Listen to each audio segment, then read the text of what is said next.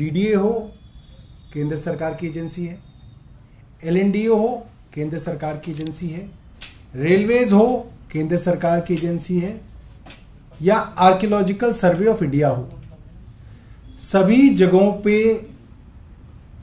लाखों गरीब लोगों को उजाड़ने का काम इन केंद्र सरकार की एजेंसियों ने किया। और डीडीए की और एलएनडीओ की इसके अंदर बड़ी भूमिका रही, जो सीधा एलजी साहब विनय सक्सेना जी के अंडर आते हैं। अभी तक लाखों लोग बेघर हुए। जितना शोर मचना चाहिए था उन गरीब लोगों के लिए, उतना नहीं बचा। और कल पिछले 13 साल से दिल्ली में रह रहे पाकिस्तान से आए हुए हिंदू शरणार्थी सैकड़ों परिवार मजनू के टीले के साथ, जो गुरुद्वारा है उसके पड़ोस में, अपने छोटे छोटे झुग्गियों को बना के वहां रह रहे हैं। उनको केंद्र सरकार की डीडीए ने, जो डायरेक्ट एलजी साहब के अंडर आती है, सबको नोटिस दिए गए हैं और कहा गया है कि आप अपना सारा सामान पैक कर लो और 6 और 7 तारीख, 7 और 8 तारीख माफ कीजिएगा, आज और आने वाला कल बिल्डोजर से इनकी झुग्गियों को तहस नहस कर दिया जाएगा।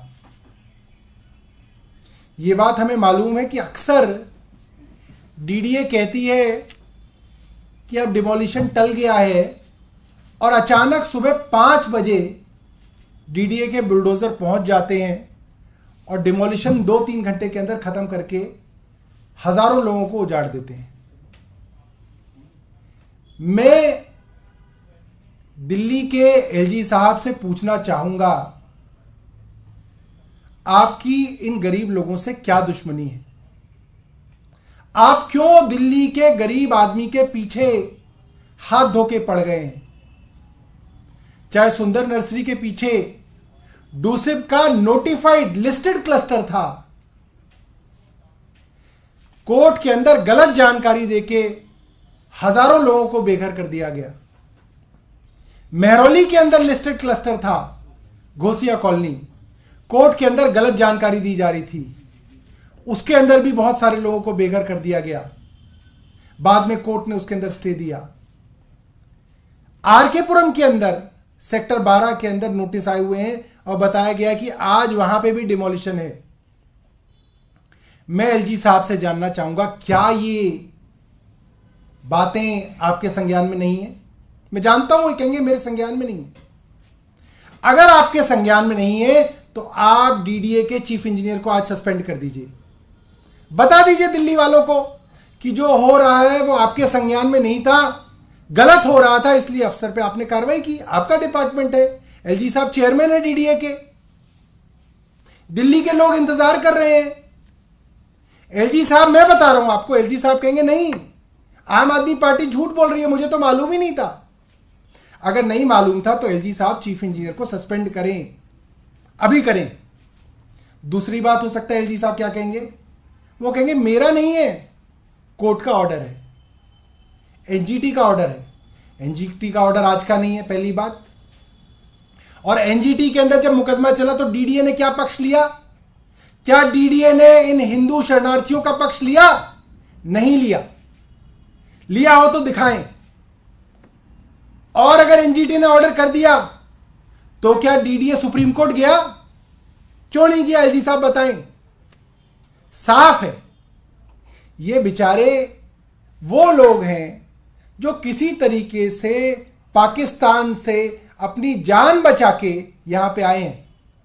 वहां पे अच्छे वाले घर बाहर थे, इनके अच्छे बढ़िया नौकरियां थी, व्यवसाय थे, मगर इसलिए कि अपने देश वापस आना चाहते थे, 2011 में ये लोग आए और इन्होंने हिंदुस्तान के अंदर शरण ली। 2011 कांग्रेस का यूपीए का टाइम था, तब से शरण में है। मगर आज भारतीय जनता पार्टी शासित डीडीए के पेट में दर्द है। क्यों निकालना चाहते हो आप इनको? कहां जाएंगे? मैंने आज वीडियो देखी उनकी, वो लोग कह रहे हैं छोटे छोटे बच्चे हैं, स्कूलों में पढ़ते हैं। कोई कह रहा है कि हमारे स्कूल के अंदर जाने वाले बच्चों के बोर्ड में एग्जाम है। कोई कह रहा है मेरी बेटी लॉ कर रही है। आप उनको बेघर कर देंगे, उजाड़ देंगे? कहां जाएंगे वो? क्या दिल्ली के एलजी साहब जो रोज दिल्ली सरकार के कामों के अंदर जांच करने जाते हैं, अपने विभाग को भी पता करेंगे कि वहां क्या हो रहा है? अपने डीडीए की खबर नहीं है, दूसरे के विभागों के अंदर जांच पड़ताल कर रहे हैं। एलजी साहब इसका जवाब दें कि क्यों दिल्ली से इन हमारे भाइयों बहनों को उजाड़ने की साजिश एलजी साहब के विभाग डीडीए ने की। इसका जवाब दिल्ली वाले जानना चाहते हैं, इसका जवाब पूरा देश एलजी साहब से जानना चाहता है। खबरों से खबरदार रहने के लिए चैनल को सब्सक्राइब करें और प्रेस करें बेल आइकन।